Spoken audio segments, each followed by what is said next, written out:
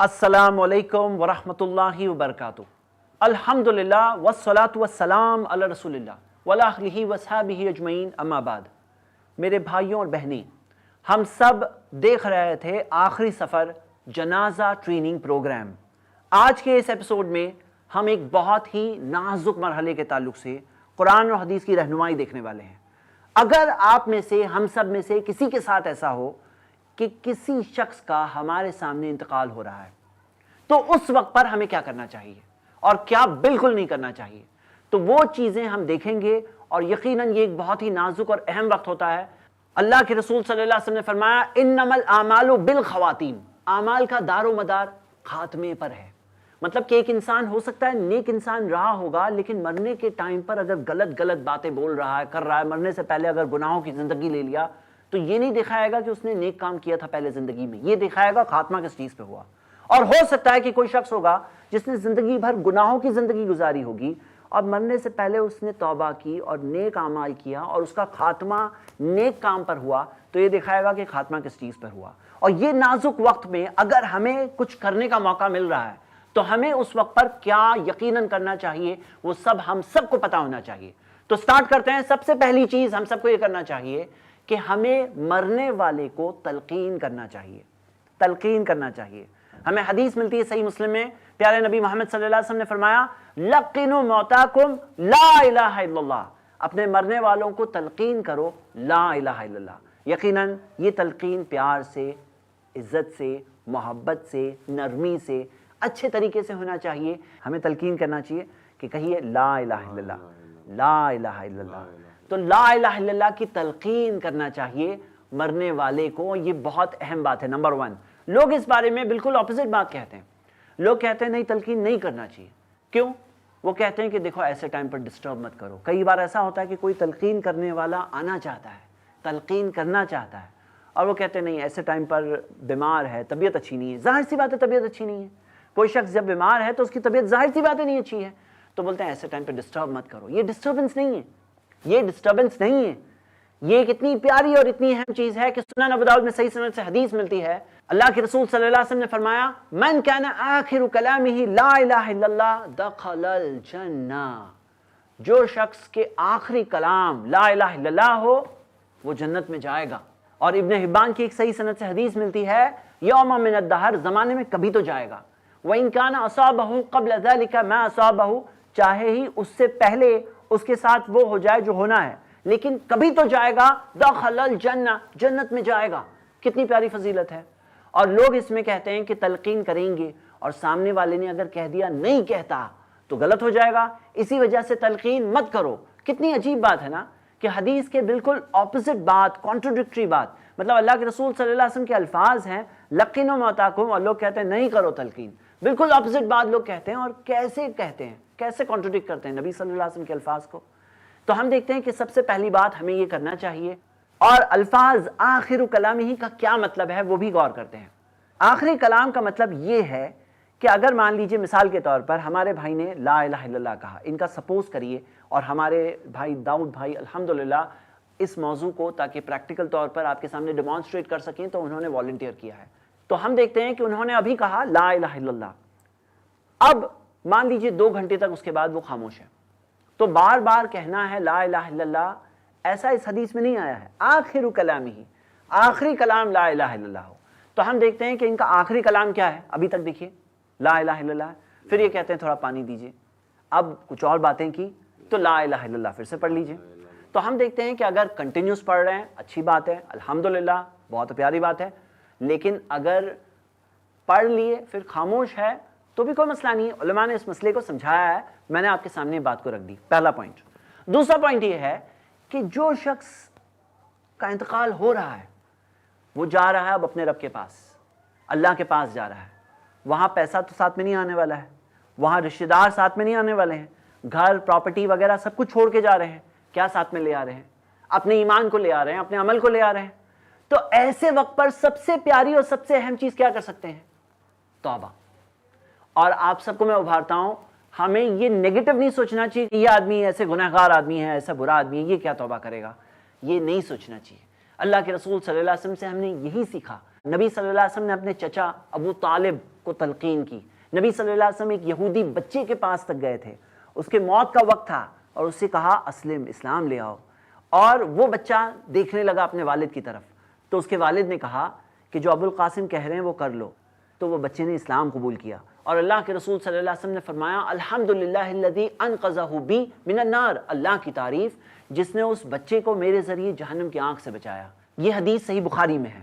تو ہم دیکھتے ہیں کہ وہ آخری وقت تک بھی وہ شخص توبہ کر سکتا ہے، توبہ کا دروازہ کھلا ہوا ہے، اور اللہ کے رسول صلی اللہ علیہ وسلم نے فرمایا کہ تب تک کھلا ہوا ہے ما لم یغرغر، یہاں تک کہ جان نکلنا نہ شروع ہو جائے۔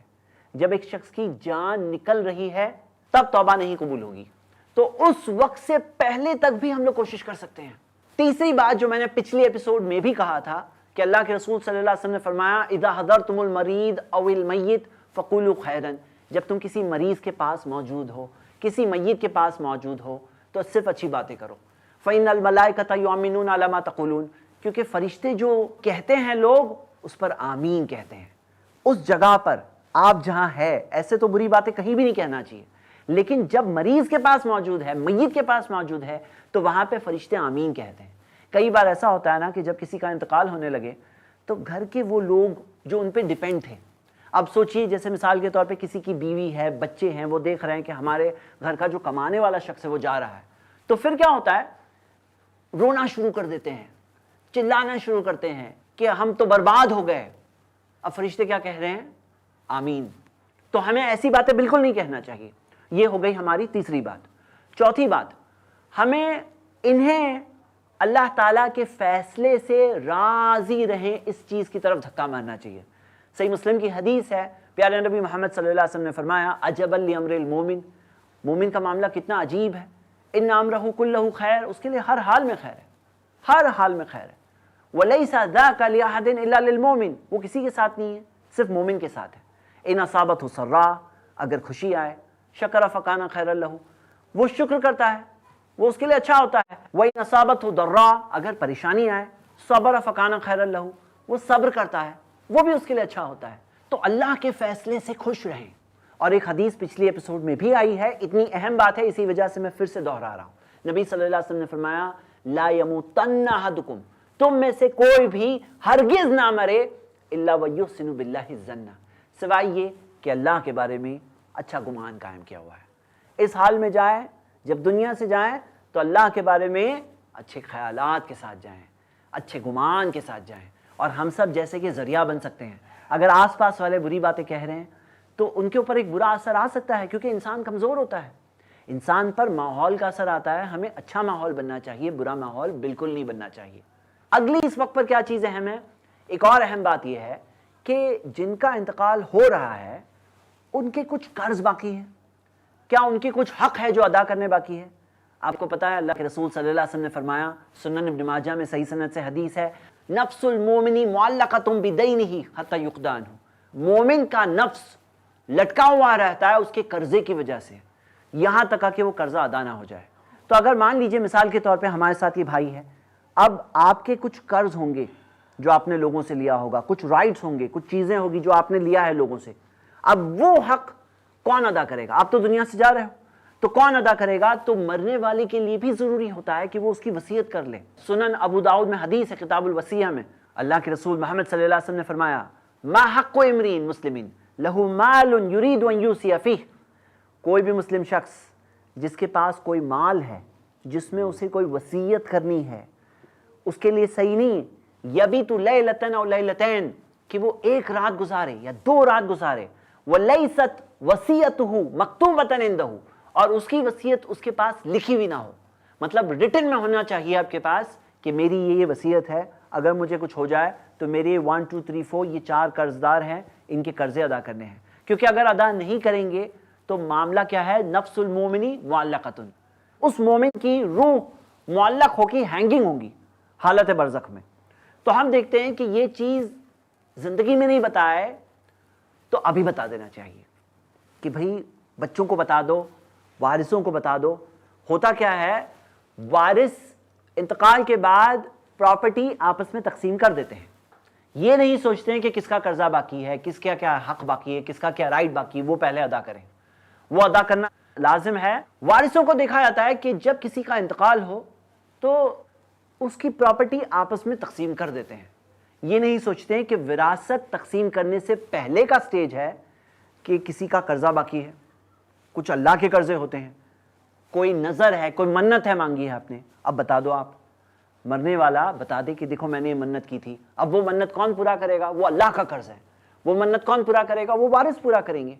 وہ وارثوں کے اوپر وہ چیز آ گئی، انہوں نے یہ وصیت کر دی کہ میری یہ چیز باقی ہے، تو وہ پراپرٹی میں سے وہ قرضہ ادا ہو جائے، وہ حق ادا ہو جائے، اور اس کے بعد وصیت دی جائے، اور وصیت کے اندر آخری لمٹ 1/3 ہے۔ اللہ کے رسول صلی اللہ علیہ وسلم نے فرمایا فَالثُّلُثُ وَالثُّلُثُ کثیر، 1/3 بھی بہت ہے، مطلب ٹوٹل پراپرٹی کا 1/3 حصہ وصیت کر سکتے ہیں، 2/3 حصہ وارثوں کے لیے، 1/3 حصہ میکسیمم زیادہ سے زیادہ نان وارث کو وصیت کے ذریعے ایک شخص دے سکتا ہے اگر دینا چاہتا ہے تو۔ اور اگر ایسے ادا نہیں ہوا تو یاد رکھیے قیامت کے دن ہماری نیکیوں کی ترازو میں، اور جو قرضے ہمارے ادا نہیں ہوئے ہیں تو وہ قرضے ادا کیے جائیں گے ہماری نیکیوں سے، کہ وہ نیکیوں سے ادا کیے جائیں گے، اور وہ نیکیوں کی تو بہت شارٹیج ہوگی، اور نیکیاں ختم ہو گئی پھر بھی قرضے ختم نہیں ہوئے تو لوگوں کے گناہ لے لے کر اس شخص پر ڈالے جائیں گے، یہاں تک کہ وہ شخص جو نیکیاں لے کر آیا تھا لیکن بہت سارے ایسے ظلم کر کے آیا تھا، تو وہ ظلم کی وجہ سے وہ شخص آخر میں جائے گا جہنم۔ اور نبی صلی اللہ علیہ وسلم نے کہا میری امت کا مفلس کنگال یہ شخص ہے، یہ جو نیکی تو کر کے آیا لیکن ساتھ میں لوگوں کے اوپر ظلم کر کے آیا، تو کنگال ہو گیا، وہ اس کے پاس کچھ نہیں بچا اور لوگوں کے گناہ اس کے اوپر ڈالے گئے، یہاں تک کہ وہ جہنم میں چلا گیا۔ صحیح بخاری کی حدیث ہے۔ ایک اور چیز ہے کہ اس وقت پر مرنے والے کا دل کس حال میں ہو۔ اللہ کے رسول صلی اللہ علیہ وسلم ایک نوجوان کے پاس گئے اور اس کا موت کا وقت تھا، اور اسے پوچھا کیف تجدک، کس حال میں اپنے آپ کو پاتے ہو؟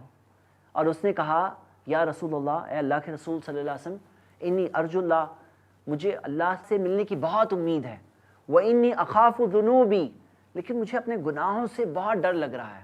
تو اللہ کے رسول صلی اللہ علیہ وسلم نے فرمایا لا یجتمعان فی قلب عبد فی مثل ھذا الموطن، جب بھی کسی بندے کے دل میں اس طرح کے حال میں، اس طرح کی سچویشن میں یہ دو چیزیں ساتھ میں ہیں، کون سی دو چیزیں؟ خوف اور امید، امید بھی ہے اور خوف بھی ہے، یہ دونوں چیزیں ساتھ میں دل میں ہیں، الا آتاہ اللہ ما یرجو وآمنہ مما یخاف، سوائے جب یہ ہوگا تو اللہ اسے وہ چیز دے گا جس چیز کی اسے امید ہے، اور اس چیز سے بچائے گا جس چیز کا اسے ڈر ہے۔ تو ہمیں کوشش کرنا چاہیے کہ ایک انسان کا دل یہ دونوں چیزوں کے درمیان میں ہو، خوف اور امید کے درمیان میں۔ وصیت میں ایک اور بہت اہم وصیت ہوتی ہے کہ اگر ہمارے آس پاس ہم دیکھ رہے ہیں کہ کوئی غیر اسلامی چیز چل رہی ہے تو ہمیں اس چیز کو روکنا چاہیے، اس چیز کے خلاف اپنی بات بول دینا چاہیے۔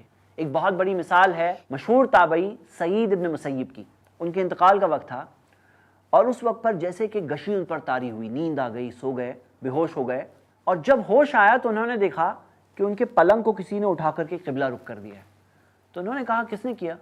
اور جب انہیں بتایا گیا کہ فلاں فلاں نے کیا تو انہوں نے کہا کہ واپس جیسے تھا ویسے کر لو، کیونکہ لوگ یہ سمجھتے ہیں کہ قبلہ رخ کر دینا چاہیے، جبکہ ایسی کوئی چیز ثابت نہیں ہے، قرآن و حدیث میں ایسی کوئی چیز نہیں۔ ایک حدیث میں ہے کہ اللہ کے رسول صلی اللہ علیہ وسلم نے فرمایا بیت الحرام تمہارا قبلہ ہے احیاء و امواتا، زندگی میں بھی اور موت میں بھی۔ لیکن اس کا مطلب کیا ہے؟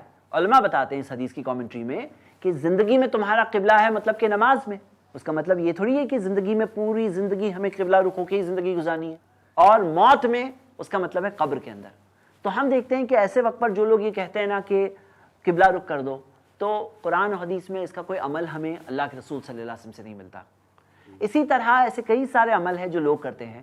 ایسے وقت پر لوگ ایک بہت مشہور عمل یہ کرتے ہیں کہ سورہ یاسین پڑھتے ہیں، اور ایسی ایک حدیث ہے ابو داؤد میں جہاں آتا ہے اقرؤ یاسین علی موتاکم، یاسین پڑھو اپنے مرنے والوں پر۔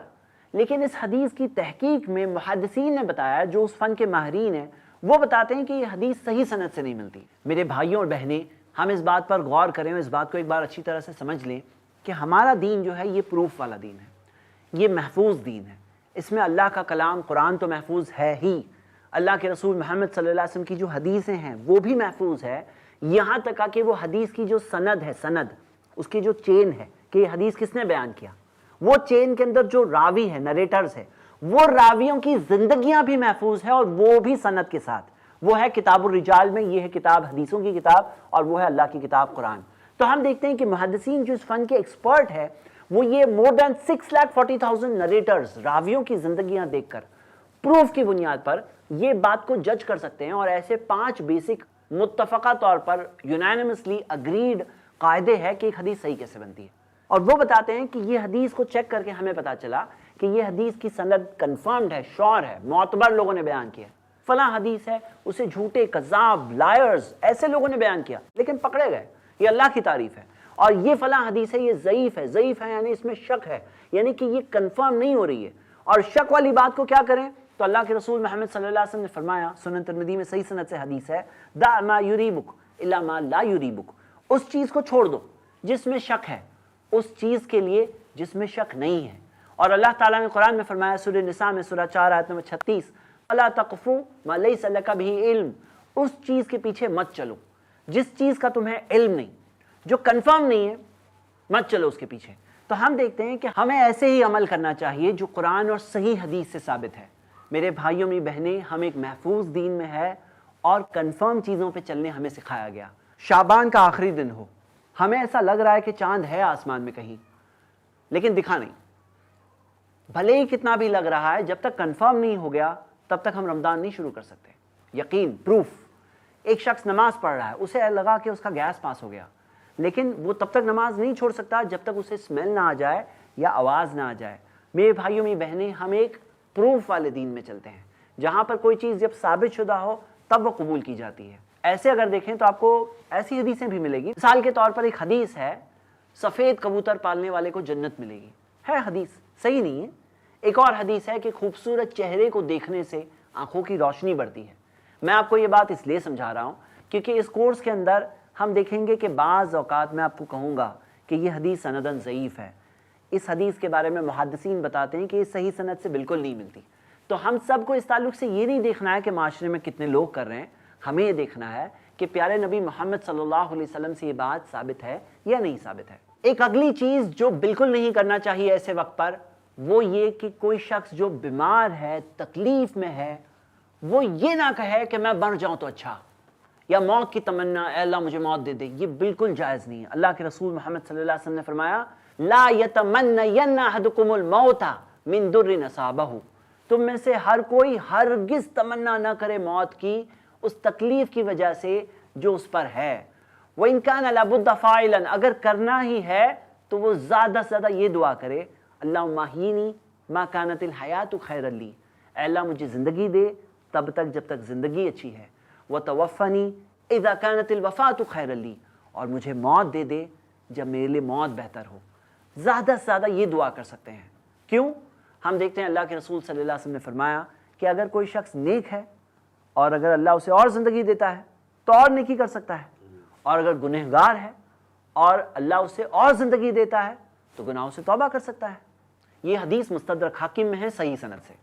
ایسے وقت پر بہت سارے ایسے کام ہیں جو لوگ کرتے ہیں لیکن جن کی دلیل ہمیں قرآن و حدیث میں نہیں ملتی۔ مثال کے طور پر ہمارے معاشرے میں ایک اور رواج ہے کہ ایسے مرنے والے کے ہاتھ کو لوگ نکال کر کے اناج کے اوپر ڈالتے ہیں، اناج کے اوپر، اور پھر اس اناج کو انتقال کے بعد جب جنازہ لے کر نکل جاتے ہیں تو اس اناج کو صدقے میں دیتے ہیں۔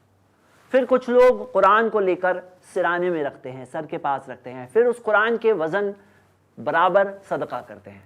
دیکھیے کیا معاملہ ہے، آپ کو دنیاوی معاملات میں جو کرنا ہے کریے، اس میں کوئی حرج نہیں ہے، لیکن جہاں پہ دین اور عبادت کی بات آتی ہے تو ہمیں جو طریقہ پیارے نبی محمد صلی اللہ علیہ وسلم نے سکھایا وہی بیسٹ طریقہ ہے، اس سے بہتر کوئی طریقہ ہے ہی نہیں، اور ایسا ہو ہی نہیں سکتا کہ اللہ کے رسول صلی اللہ علیہ وسلم نے ہمیں کوئی کام کی چیز نہیں بتائی، انہوں نے ساری چیزیں ہمیں بتائی، ساری خیر و بھلائی کی چیزیں بتائی، یہاں تک کہ دین مکمل ہو گیا، دین کامل اور کمپلیٹ ہو گیا، اس میں نئی چیزیں نہیں آ سکتی۔ کئی بار لوگ کہتے ہیں کہ کوئی حائضہ عورت جو حیض کی حالت میں ہو وہ مرنے والے کے قریب نہیں آ سکتی۔ اگر ایسا ہوتا تو اللہ کے رسول صلی اللہ علیہ وسلم ہمیں بتائے ہوتے۔ کئی بار ایسا ہوتا ہے کہ لوگ یہ کہتے ہیں کہ مرنے والے کو اپنے ماں باپ کی شکل میں شیطان دکھائی دیتا ہے، شیطان آتا ہے ان کی ماں باپ کی شکل میں اور آ کر کے انہیں کوئی بات بولتا ہے، حالانکہ قرآن حدیث میں ایسی کوئی بات نہیں ملتی۔ تو ایسی بہت ساری چیزیں ہیں، ہو سکتا ہے آپ جس معاشرے میں ہو یا آپ جس جگہ پہ رہتے ہیں ایسی کئی باتیں ہوں گی، صرف ایک چیز کریے، آپ دلیل مانگیے، اگر قرآن اور حدیث میں ہے تو ہم سب مل کر عمل کریں گے، اور اگر نہیں ثابت ہو تو ویسی چیزوں پر ہم اپنے اس جذبے کو ڈالنے کی جگہ کیوں نہ ہم وہ کام کریں جو میں نے آپ کو شروع میں بتایا، جو ثابت شدہ ہے اور جو چیز کر کے سچ مچ مرنے والے کو فائدہ ہوگا۔ یہ سب چیزوں کی وجہ سے اہم چیزیں ہاتھ سے چھوٹ جاتی ہیں۔ جو ہمیں کرنا چاہیے، تلقین کرنا چاہیے، کوئی حق باقی ہو تو اس کے تعلق سے تفصیلات معلوم کر لیں تاکہ وہ حق کو ادا کریں، یہ سب کرنے والے کام ہیں۔ تو کیوں نہ ہم اس جذبے کے ساتھ وہ کام کریں جو ثابت ہے، اور کیوں نہ ان چیزوں سے بچیں جو غیر ثابت شدہ ہے۔ میرے بھائیوں، میری بہنیں، یہ جو وقت ہے کسی پر بھی کبھی بھی آ سکتا ہے، ہم پر، ہمارے کسی رشتہ دار پر، اور اگر ہم ان باتوں کو دھیان میں رکھیں گے تو ایسے وقت پر ہم خود بھی اپنے آپ کو غلط چیزوں سے بچا سکتے ہیں، اور ہو سکتا ہے کہ ہمارے کسی رشتہ دار پر بھی ہم ایک بہت اہم بات کر سکتے ہیں۔ میرے بھائی، میری بہنیں، یہ چیزیں تو ایک انسان نہیں لے کر جاتا ہے، یہ ساری چیزیں چھوڑ کر جاتا ہے، لیکن جو لے کر جاتا ہے وہ اس کے اعمال، اور وہ خاتمہ اس کے لیے بہت ضروری ہے، ایک اچھا خاتمہ۔ وہ اچھے خاتمہ جب اسے مل جائے تو وہ چیز اسے آخرت کی بڑی کامیابی کو پانے میں ایک بہت بڑا ذریعہ ہے۔ تو میں آپ سب سے یہی ریکویسٹ کروں گا کہ دیکھتے رہیے اس پروگرام کو۔ انشاءاللہ ہم اگلے ایپیسوڈ میں آگے بڑھیں گے اگلے مرحلے کی طرف، اور سیکھتے آئیں گے سٹیپ بائی سٹیپ۔